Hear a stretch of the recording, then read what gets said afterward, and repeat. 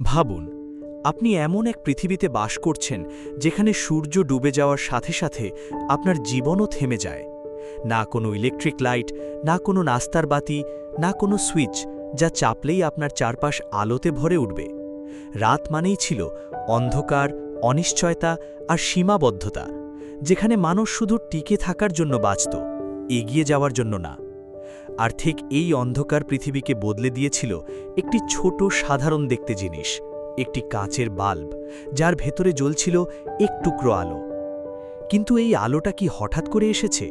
না, এই আলোর পেছনে লুকিয়ে আছে বছরের পর বছর ব্যর্থতা, অসংখ্য পরীক্ষা আর এক মানুষের অদম্য জেদ। যখন পৃথিবী সত্যিই অন্ধকার ছিল, 1800 সালের আগের পৃথিবীটা আমাদের কল্পনার চেয়েও অনেক বেশি কঠিন ছিল, কারণ তখন মানুষের জীবন পুরোপুরি নির্ভর করত সূর্যের ওপর। সূর্য উঠলে জীবন শুরু হতো, আর সূর্য ডুবে গেলে জীবন থেমে যেত। রাত মানেই ছিল একটা ধীর, নিঃশব্দ, অন্ধকার সময়, যেখানে মানুষ বাইরে বেরোতে ভয় পেত। শহরের রাস্তা ছিল প্রায় ফাঁকা, ব্যবসা বন্ধ হয়ে যেত, আর মানুষের কাজের সময় সীমাবদ্ধ ছিল দিনের আলো পর্যন্ত। মানুষ আলো পেত তেলের প্রদীপ, মোমবাতি বা গ্যাস ল্যাম্প থেকে, কিন্তু এই আলো ছিল খুবই দুর্বল, অনিরাপদ এবং ব্যয়বহুল।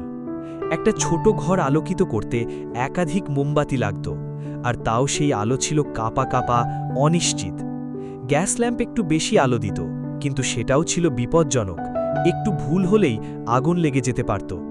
ভাবুন, আপনি রাতে বই পড়তে চান, কাজ করতে চান বা কিছু শিখতে চান, কিন্তু আলো এত কম যে আপনার চোখই ব্যথা হয়ে যায়। এই ছিল সেই পৃথিবী যেখানে অন্ধকার শুধু আলো না থাকার সমস্যা না, বরং মানুষের সম্ভাবনাকে সীমাবদ্ধ করে রাখত। প্রথম আলোর স্বপ্ন, বিজ্ঞানীদের সংগ্রাম। এই অন্ধকার পৃথিবীতেই কিছু মানুষ ছিল যারা ভাবতে শুরু করেছিল, এটা কি পরিবর্তন করা সম্ভব? 1800 সালের শুরুতে একজন ব্রিটিশ বিজ্ঞানী হামফ্রি ডেভি প্রথমবার বিদ্যুৎ দিয়ে আলো তৈরি করার চেষ্টা করেন।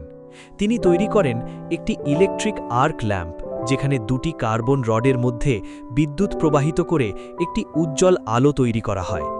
প্রথমবারের মতো মানুষ দেখল বিদ্যুৎ থেকেও আলো তৈরি করা সম্ভব। কিন্তু সমস্যা ছিল বিশাল। এই আলো এত বেশি উজ্জ্বল ছিল যে চোখে সহ্য করা কঠিন। এটা প্রচুর বিদ্যুৎ খেত, আর এটা খুব দ্রুত গরম হয়ে যেত। মানে, এটা কোনোভাবেই ঘরের ভিতরে ব্যবহার করার মতো কিছু ছিল না। এটা ছিল একটা প্রমাণ, সম্ভব, কিন্তু এখনও ব্যবহারযোগ্য না। অসম্পূর্ণ সাফল্য আর বারবার ব্যর্থতা। ডেভির পর আরও অনেক বিজ্ঞানী চেষ্টা করলেন। তারা বুঝতে পারলেন যদি একটা পাতলা তারকে গরম করা যায় তাহলে সেটা আলো দিতে পারে, কিন্তু আসল সমস্যা ছিল সেই তারটা যেন পুড়ে না যায়, দীর্ঘ সময় ধরে জ্বলে থাকে, আর সেটা নিরাপদ হয়।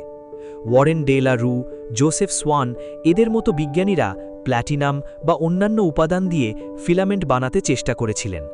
কিছু ক্ষেত্রে তারা সফলও হয়েছিলেন, কিছু সময়ের জন্য আলো জ্বলেছিল, কিন্তু সেটা টেকসই ছিল না। কখনো ফিলামেন্ট ভেঙে যেত, কখনো পুড়ে যেত, আবার কখনো ভ্যাকিউম ঠিকমতো তৈরি না হওয়ায় পুরো সিস্টেমই ব্যর্থ হতো। এটা যেন এমন একটা ধাঁধা ছিল যেখানে প্রতিটা অংশ একটু একটু করে মিলে যাচ্ছিল, কিন্তু পুরো ছবিটা কেউ সম্পূর্ণ করতে পারছিল না। একজন ভিন্ন ধরনের মানুষ, থমাস এডিসন। এই সময়েই মঞ্চে আসেন একজন মানুষ যিনি অন্যদের মতো শুধু আবিষ্কার করতে চাননি, তিনি চেয়েছিলেন সমস্যার পুরো সমাধান করতে। তার নাম থমাস অ্যালভা এডিসন। এডিসনের গল্পটা নিজেই এক অনুপ্রেরণা। তিনি খুব বেশি পড়াশোনা করেননি, স্কুল তাকে স্লো লার্নার বলেছিল, কিন্তু তার মা তাকে শিখিয়েছিলেন, তুমি আলাদা, তুমি পারবে। এই বিশ্বাসই তার ভেতরে একটা আগুন জ্বালিয়ে দেয়। তিনি শুধু প্রশ্ন করতেন না, তিনি উত্তর খুঁজতেন। এডিসনের সবচেয়ে বড় শক্তি ছিল তিনি ব্যর্থতাকে ভয় পেতেন না। তিনি বিশ্বাস করতেন প্রতিটা ব্যর্থতা মানে তুমি সঠিক উত্তরের আরও কাছে চলে যাচ্ছ। সমস্যা না বুঝলে সমাধান নেই। এডিসন বুঝলেন লাইট বাল্ব বানানো মানে শুধু একটা জিনিস বানানো না, এটা একটা সিস্টেম প্রবলেম। যদি আপনি শুধু বাল্ব বানান কিন্তু বিদ্যুৎ সরবরাহ না থাকে, তাহলে সেটা কোনো কাজে আসবে না।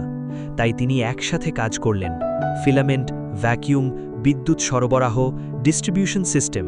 মানে তিনি শুধু একটা প্রোডাক্ট না, পুরো একটা ভবিষ্যৎ তৈরি করছিলেন। হাজারো ব্যর্থতা, আসল গল্প। এডিসন এবং তার টিম যখন হাজারো পরীক্ষা করছিল তখন বাইরে থেকে অনেকেই তাদের নিয়ে সন্দেহ করতে শুরু করেছিল। অনেকেই বলছিল এটা অসম্ভব, বিদ্যুৎ দিয়ে নিরাপদ আলো তৈরি করা যাবে না। কেউ কেউ আবার বলছিল এটা শুধু সময় নষ্ট। কিন্তু এডিসনের চিন্তা অন্যরকম ছিল। তিনি ব্যর্থতাকে শেষ মনে করতেন না, বরং প্রতিটা ব্যর্থতাকে তিনি দেখতেন একটি নতুন তথ্য হিসেবে, একটি নতুন শিক্ষা হিসেবে। তার কাছে প্রতিটা ভুল মানে ছিল আরেকটা রাস্তা বন্ধ হলো, মানে সঠিক রাস্তার দিকে আরেক ধাপ এগিয়ে যাওয়া। তিনি তার টিমকে বলতেন, আমরা যত বেশি ভুল করব তত তাড়াতাড়ি আমরা সঠিক জিনিসটা খুঁজে পাব। এই মানসিকতাই তাকে অন্য সবার থেকে আলাদা করেছিল। যেখানে অন্যরা 10-20 বার চেষ্টা করে থেমে যেত, সেখানে এডিসন 1000 বার চেষ্টা করেও থামেননি। আসল সমস্যা ফিলামেন্ট, তাপ আর ভ্যাকিউম। লাইট বাল্ব বানানোর সবচেয়ে বড় চ্যালেঞ্জ ছিল একটা এমন ফিলামেন্ট খুঁজে বের করা যা বিদ্যুৎ পেলে জ্বলবে কিন্তু সাথে সাথে পুড়ে যাবে না। কারণ সাধারণত কোনো বস্তুতে বিদ্যুৎ দিলে সেটা গরম হয়, আর বেশি গরম হলে সেটা পুড়ে যায়। এডিসন বুঝলেন শুধু ফিলামেন্ট ভালো হলেই হবে না, সেটাকে এমন পরিবেশে রাখতে হবে যেখানে অক্সিজেন কম থাকবে, কারণ অক্সিজেন থাকলে ফিলামেন্ট দ্রুত পুড়ে যাবে। এই জন্য তিনি ভ্যাকিউম টেকনোলজির উপর কাজ শুরু করলেন, যাতে বাল্বের ভেতর থেকে যতটা সম্ভব বাতাস বের করে দেওয়া যায়। কিন্তু তখনকার প্রযুক্তিতে নিখুঁত ভ্যাকিউম তৈরি করাও ছিল খুব কঠিন। মানে সমস্যা ছিল একসাথে 3টে: সঠিক ফিলামেন্ট, সঠিক ভ্যাকিউম, সঠিক বিদ্যুৎ নিয়ন্ত্রণ। এই 3টে জিনিস একসাথে ঠিক না হলে বাল্ব কাজ করবে না। সেই বিখ্যাত পরীক্ষা, বাঁশের ফিলামেন্ট। একদিন এডিসন এবং তার টিম বিভিন্ন প্রাকৃতিক উপাদান পরীক্ষা করতে শুরু করলেন। তারা ভাবলেন ধাতু ছাড়া কি কিছু ব্যবহার করা যায়। তারা বাঁশ, তুলো, এমনকি বিভিন্ন উদ্ভিদের ফাইবার নিয়েও পরীক্ষা শুরু করলেন। অনেক পরীক্ষা নিরীক্ষার পর তারা একটি বিশেষ ধরনের বাঁশকে কার্বনাইজ করে ফিলামেন্ট হিসেবে ব্যবহার করেন। এই ফিলামেন্টকে তারা একটি কাঁচের বাল্বের ভিতরে স্থাপন করেন, যেখানে যতটা সম্ভব বাতাস বের করে দেওয়া হয়েছিল। তারপর সেই মুহূর্ত তারা বিদ্যুৎ চালু করলেন। ফিলামেন্ট জ্বলতে শুরু করল। প্রথমে সবাই ভাবছিল এটাও হয়তো কয়েক সেকেন্ডের মধ্যে নিভে যাবে, আগেরগুলোর মতোই। কিন্তু এবার কিছু আলাদা ছিল। ফিলামেন্ট জ্বলেই রইল। মিনিট পার হলো, ঘন্টা পার হলো, আর সেটা নিভল না। এই প্রথমবার একটা বাল্ব শুধু জ্বলেনি, টিকে থেকেছে। 1879 সাল, ইতিহাসের সেই রাগ। 1879 সালটা শুধু এডিসনের জীবনে না, পুরো মানব ইতিহাসে একটি মাইল ফলক হয়ে যায়। কারণ সেই দিন প্রথমবার একটি প্র্যাকটিক্যাল, দীর্ঘস্থায়ী ইলেকট্রিক লাইট বাল্ব সফলভাবে কাজ করে। এটা শুধু একটা প্রযুক্তিগত সাফল্য ছিল না, এটা ছিল একটি নতুন যুগের সূচনা। ভাবুন, একটা ছোট কাচের বাল্ব যার ভেতরে একটা পাতলা ফিলামেন্ট জ্বলছে, আর সেই আলো ধীরে ধীরে অন্ধকারকে সরিয়ে দিচ্ছে। এই দৃশ্যটা তখনকার মানুষের কাছে প্রায় জাদুর মতো ছিল। এডিসন ভার্সেস সোয়ান, এক আবিষ্কার, দুই পথ। এখানে একটা গুরুত্বপূর্ণ বিষয় আছে যেটা অনেকেই জানে না। এডিসন একাই লাইট বাল্ব আবিষ্কার করেননি।